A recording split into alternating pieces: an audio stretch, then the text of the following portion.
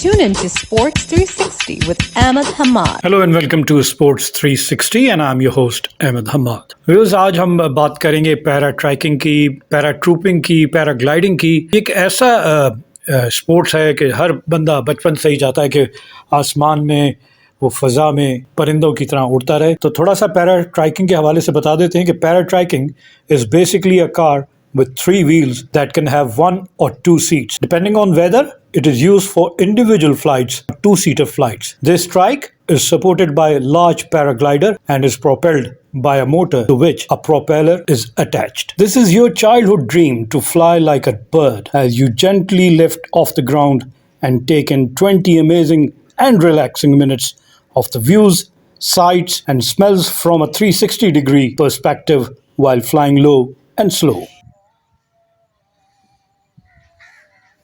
Engine start हो गया, आपको फ़ैन चलता हुआ नज़र आ रहा है। ये देखें,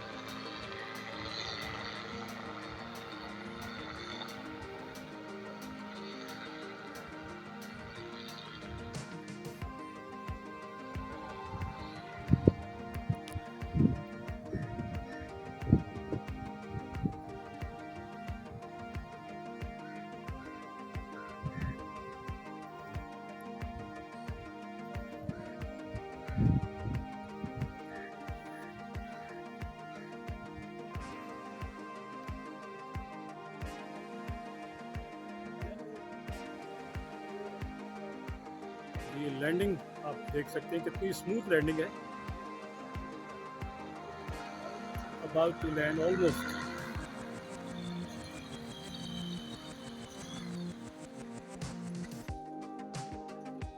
लैंडिंग कंप्लीट।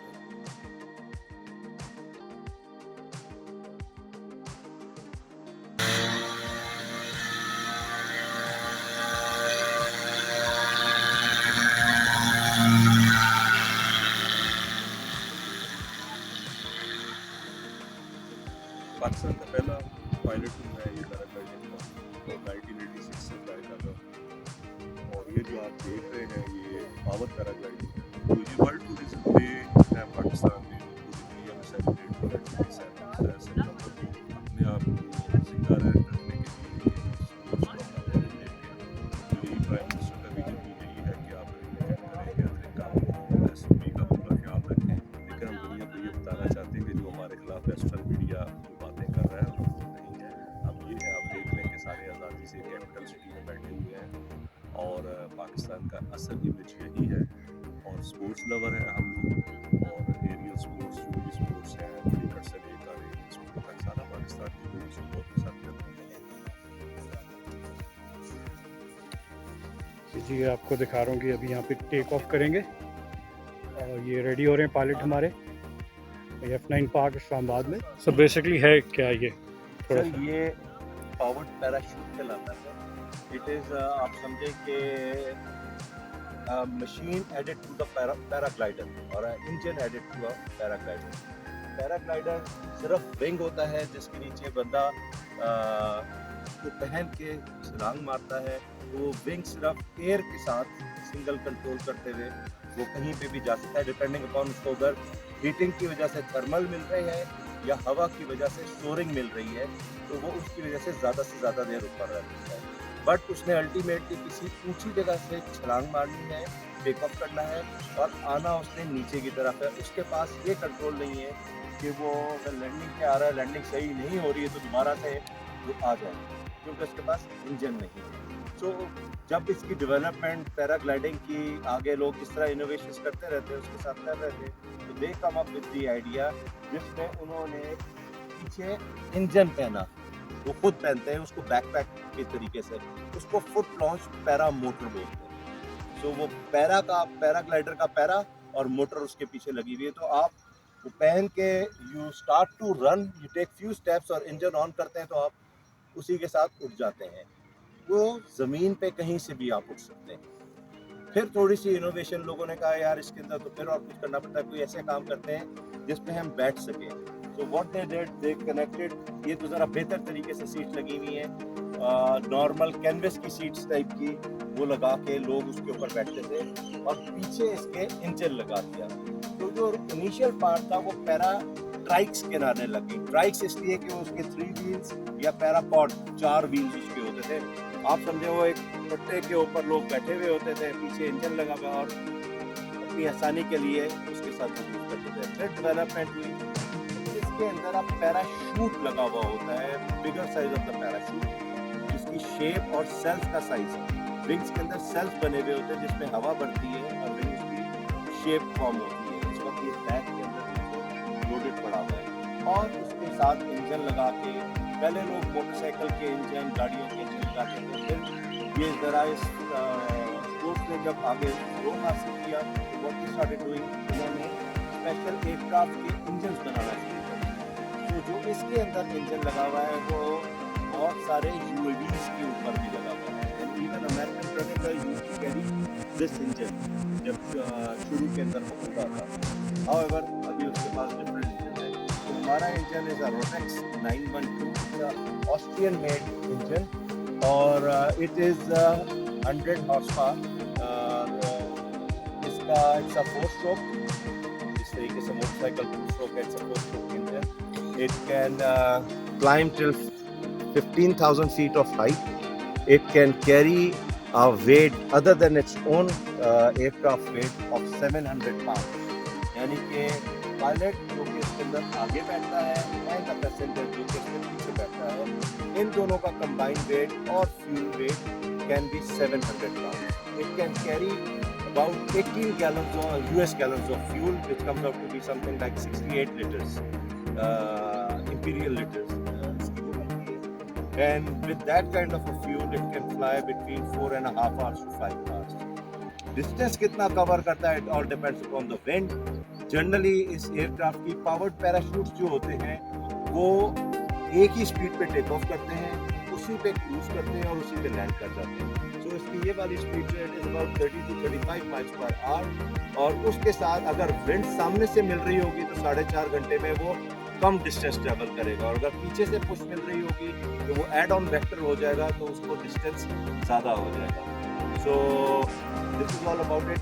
अपनी नौइयत का दुनिया में ये सबसे ज़्यादा वेट उठाने वाला, सबसे ऊंची हाइट पे जाने वाला एयरक्राफ्ट है और वो इसकी 15,000 इसकी बुक कहती है, बट इसका वर्ल्ड रिकॉर्ड है विच इज़ एट 19,700 फीट, जिसके ऊपर इसने जहाज ने फ्लाई किया। बट उसके लिए ऑफकोर्स आपको बहुत ज़्यादा कंड्यूसिव एनवायरनमेंट चाहिए कि टेम्परेचर्स क्या चल रहे हैं, विंड क्या चल रही है, ह्यूमिडिटी क्या है, वो सारे फैक्टर्स मिल के जब बिल्कुल काम के होंगे तभी ये इतनी हाइट पे हो गया हुआ है। तो ये 2007 में आई थिंक इसका वर्ल्ड कप बनाया था, 1990। अच्छा सर, ये पीछे मैं बैग देख रहा हूँ, इसमें इसका पैराशूट है और ये कॉर्ड्स जो हैं ये इतनी हैं मजबूत के कितने अरसे तक चलती हैं ये, या इसकी कोई लाइफ टाइम? इनकी हर दिन इंस्पेक्शन सब करते हैं और इनका जो किताब के मुताबिक ब्रेकिंग अप और वेट पे, जिस तरह मैंने आपको बताया एयरक्राफ्ट का वेट और जिसमें एडेड वेट है, इसके साथ 1160 पाउंड्स वेट बनता है टोटल। सो ये विंग 2000 प्लस पाउंड्स का वजन उठा सकता है, विच मीन्स कि जितना है उसका ऑलमोस्ट डबल भी वेट उठा सकता है, विच शोज के भी इसके अंदर कितना सेफ्टी मार्जिन इन्वॉल्व है। ये वाली जो चीज़ है ये इसके अंदर, मतलब अगर आप इस तरफ आए तो ये राइजर्स कहलाते हैं। ये राइजर्स लगे हुए हैं, ये दो पॉइंट्स के ऊपर कनेक्ट हुए हुए हैं, इस तरफ भी और उस तरफ भी। वेट के ऊपर weight of the front pilot, ये वाला बंदा जितना भी वजनी हो जाए इससे कोई फर्क नहीं पड़ता। अच्छा। इस पायलट के वेट के हिसाब से इनकी पोजीशंस चेंज होती हैं ताकि जहाज का सीजी ऐसे मेंटेन रहे कि जहाज की शेप इस तरीके से है। अगर कम हो जाएगा तो जहाज यूं करके आ रहा होगा और अगर ज़्यादा सीजी शिफ्ट हो जाएगा तो जहाज यूं करके आ रहा होगा। तो टू मेंटेन इट इसकी वेट लिमिट्स हैं जिसके हिसाब से इनकी पोजीशंस चेंज होती हैं। इन राइजर्स के साथ ये वाली कॉर्ड्स लगी हुई होती हैं जो कि मुख्तलिफ नामों से एज, बी, सीज, बीज, कुछ में ईज भी होती है, ठीक है जी। वो डिफरेंट शूट के डिफरेंट जगहों के ऊपर कनेक्ट हुई है। पीछे की जो बिल्कुल trailing edge of the wing जो होता है उसके ऊपर उसको ब्रेक्स बोलते हैं। यही जहाज को एक तरफ का अगर पीछे से डाउन हो जाता है तो विंग रोटेट इस तरफ कर जाता है, अगर ये वाला डाउन होगा तो इस तरफ कर देगा। इसी से आप डायरेक्शन में कंट्रोल करते हैं और इसी के ज़रिए आप एक्चुअली विंग का कैम्बर चेंज कर रहे होते हैं। जब आप विंग का कैम्बर चेंज कर रहे होते हैं तो उसकी लिफ्ट आप इंक्रीज कर रहे होते हैं या रिड्यूस कर रहे होते हैं। तो this is how the aircraft is maintained through the parachute. अच्छा सर, ये इसके मुझे ज़ाहिर है पायलट के सामने इसके मीटर्स नज़र आ रहे हैं, ये थोड़ा सा डिफाइन करिए क्या चीज़ें हैं, किस तरह इसको ऑपरेट करते हैं आप। अच्छा सर, ये वाले जो इंस्ट्रूमेंट आपको सामने लगा हुआ है ये EIS कहलाता है, जिसको इंजन इंफॉर्मेशन सिस्टम बोलते हैं। इसके अंदर इंजन के पैरामीटर्स के साथ साथ दूसरे एयरक्राफ्ट के मुख्तलिफ जो एयरक्राफ्ट परफॉर्मेंस के डाटा होता है वो भी डिस्प्ले होता है। मुझे इसके ऊपर स्पीड मिल रही है, मुझे इसके ऊपर रेट ऑफ क्लाइंब मिल रहा है, मुझे इसके टेम्परेचर्स मिल रहे हैं, मुझे जहाज़ के इंजन के टेम्परेचर मिल रहे हैं, मुझे इन्वायरमेंट का टेम्परेचर इसके ऊपर मिल रहा है। अगर मैंने GPS लगाया हुआ होता तो मुझे इसके अंदर GPS का भी सारा डाटा इसमें उतारा होगा। तो यहाँ से भी VHF रेडियो मैंने उतारा हुआ है। यहाँ पे जो एविएशन वो लगा हुआ होता है और साथ साथ ये मेरा दूसरा रेडियो सेट लगा हुआ है जिससे मैं अपने ग्राउंड पे जो भी क्रू है उससे बात करता हूँ या एयर में किसी और बंदे से मैं बात कर सकता हूँ। अगर आप इस वक्त कॉन्फ़िगरेशन में देखें तो ये एक मेरे नोज व्हील को कंट्रोल करती है ऑन ग्राउंड लेफ्ट और राइट डायरेक्शन।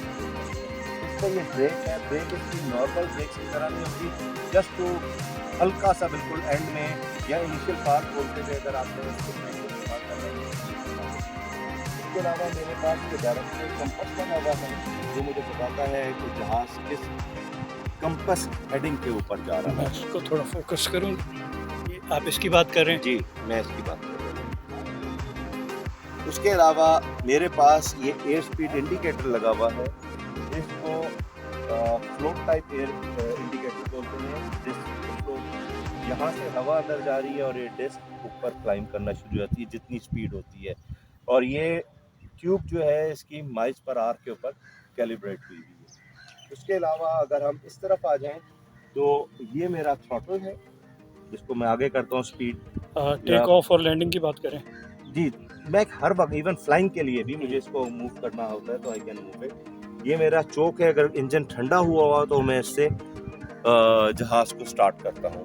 सेम चीज़ मेरे पास रेप्लिकेट हो रही है पीछे, ये मेरी थ्रॉटल स्टिक लगी हुई है। ये जहाज़ एक्चुअली ट्रेनर एयरक्राफ्ट भी है, आगे नया स्टूडेंट बिठा के पीछे से आप कंट्रोल कर सकते हैं। ठीक है, मैंने ये वाली रॉड इधर से कनेक्ट होकर इनको फिलहाल रिमूव किया हुआ है कि इनएडवर्टेंटली किसी का पाँव लग जाए और जहाज आउट ऑफ कंट्रोल ना हो।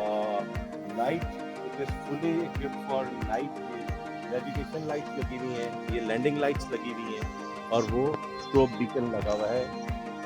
सिर्फ इस लाइट की वजह से आप लास्ट एज पर the rules last light and first light जो आपको टोटल 1 घंटा एक्स्ट्रा टाइम देता है आप ये इस पे जो मैं देख सकता हूँ अभी एयरवुल्फ लिखा हुआ है।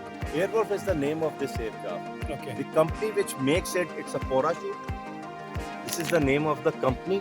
आप समझे टोयोटा का, और वो करोला लिखा हुआ है आपने। ओके ओके, ठीक है, प्रॉब्ली इस तरीके से समझ में ज्यादा।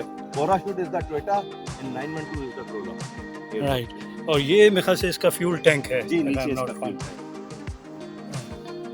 इसके अंदर इस वक्त 97 ऑक्टेन फ्यूल डला हुआ है। Right sir, thank you very much, आपने बड़ी डिटेल में पूरा डिस्क्राइब किया और I wish you best of luck. और ये बहुत अच्छा एक इवेंट है, हेल्दी एक्टिविटी है यूथ के लिए। मैं पाकिस्तान में कहना चाहूँगा कि इसकी तरफ आएँ और ये एंजॉय करने के साथ आपकी लर्निंग भी है। आपको एयरक्राफ्ट के हवाले से, आपको फ्लाइंग के हवाले से बहुत सारी इन्फॉर्मेशन मिल जाती है। Keep on watching Sports 360 with Ahmed Hamad for latest news, views, and interviews of sports personalities from around the world.